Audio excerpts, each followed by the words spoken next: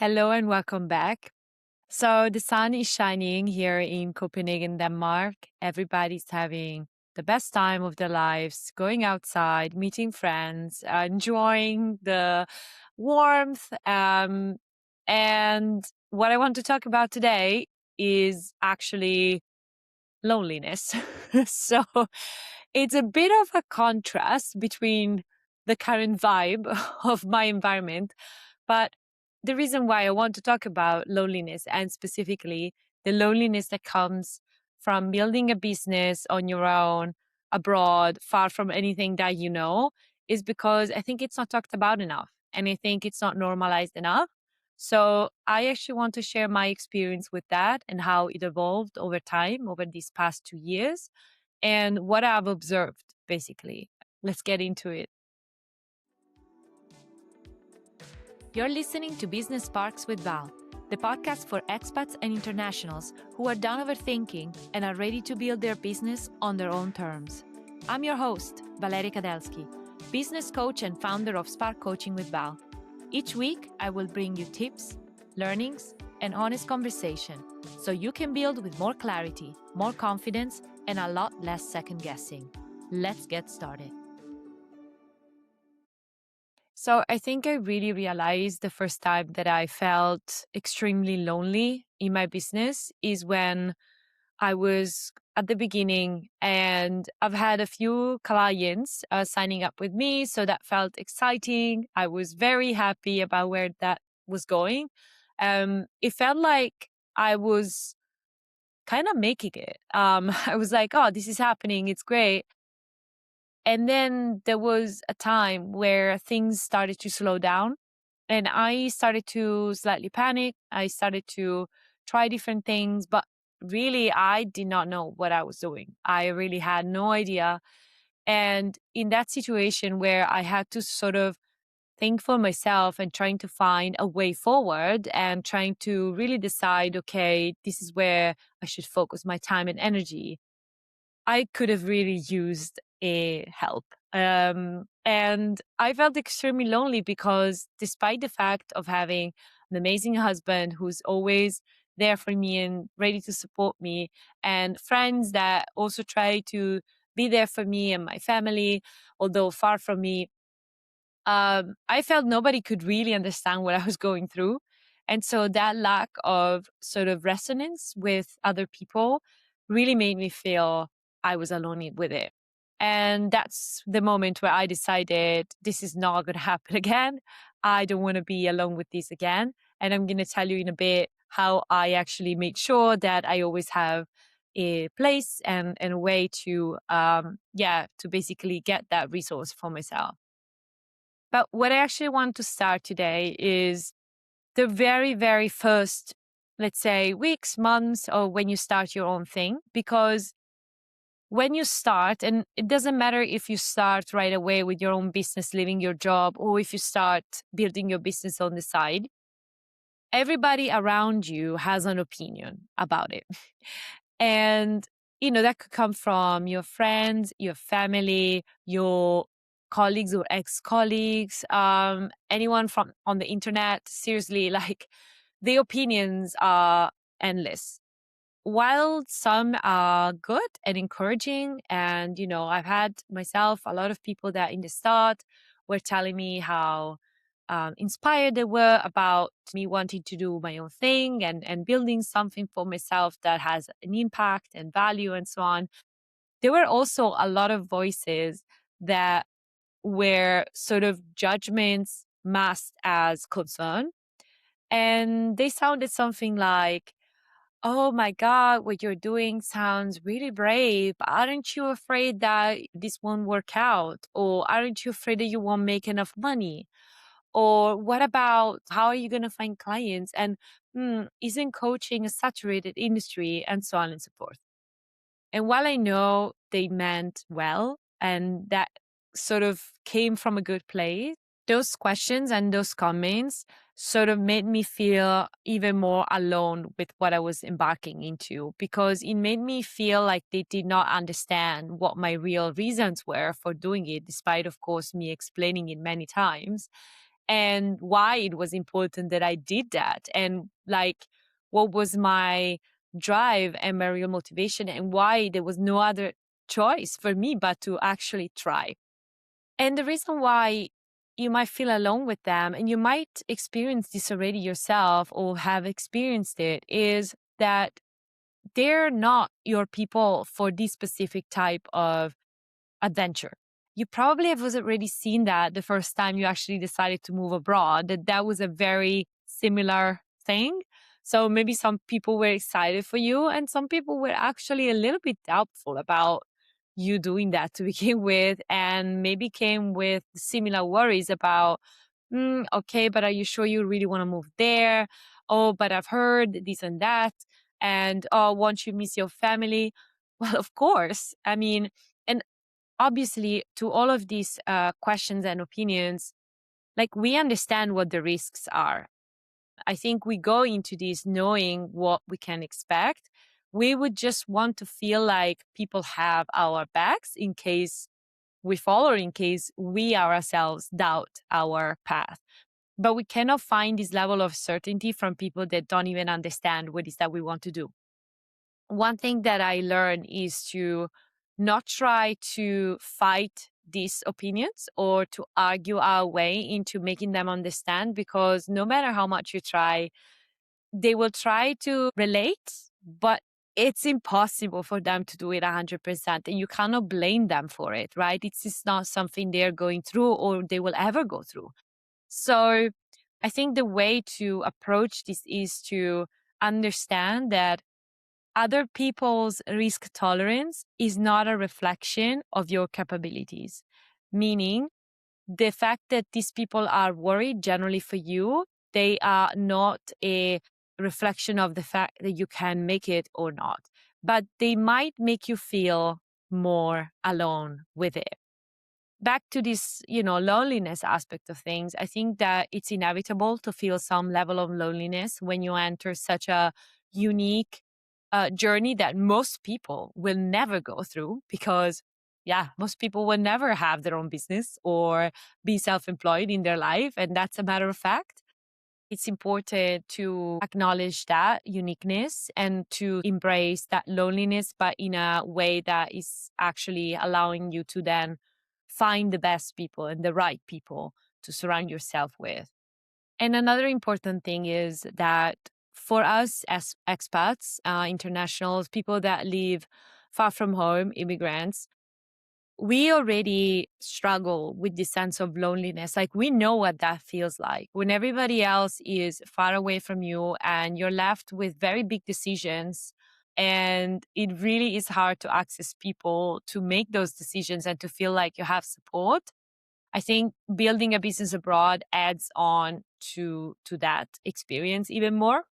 The key, again, reframe here is to understand that while these people cannot really grasp the value of what is that you want to do, and I mean, for me, it was especially relevant with coaching because a lot of people around me were actually skeptical about it. They didn't know the real value of it. I know that there's also been sort of bad practices in the industry that kind of ruined the reputation a little. But still, they couldn't really understand, okay, what is that you're really doing and how does that provide value to others? I knew that they're not going to be my customers. Like, they're not my customers. So the fact that they cannot understand that or that they don't want to buy into that, that's okay, because they're not the people that I actually need to connect with. And they're not the people that need to understand what is that the value that I bring. And so I think that that reframe and that keeping distance from it and trying to compartmentalize the two things and put them into different sides really helped me understand where I should put my focus in communicating what my value was and feeling less alone with it. I think like one of the main sources of loneliness in building your business, no matter what kind of business you're building, is that fundamentally, there's no right or wrong in entrepreneurship. There are, of course, some best practices, but then again, we keep discovering new ways to do things. Something that worked for someone did not work for someone else. Your personality is different. So it's really, really easy to try and look for certainty and for answers out there from other people and not being able to find them and just not understand what the heck is going on. Why is this not working for me? I don't have the answers. I don't know what I'm doing. And that actually increases that sense of loneliness. But somehow, when you discover that that is the case for literally everybody else, no matter their level, no matter how advanced they are, no matter how much money they make or what level of business they're at, that is the part that actually makes you feel, yeah, part of something bigger and like less lonely, because that experience is universal. That experience of, I don't know what I'm doing and I'm just trying things out, I think is common to every single person out there trying to build something for themselves. But I think that it's really important in this process to actually learn to trust your own decision making and to have a system where you can, on your own, make peace with the fact that you might not have the answer, but you're willing to go through a test and evaluate and there have some form of consequence of, okay, do I want to continue this direction? Should I talk to someone else? Should I get more information? Or should I just scrap it and start from scratch?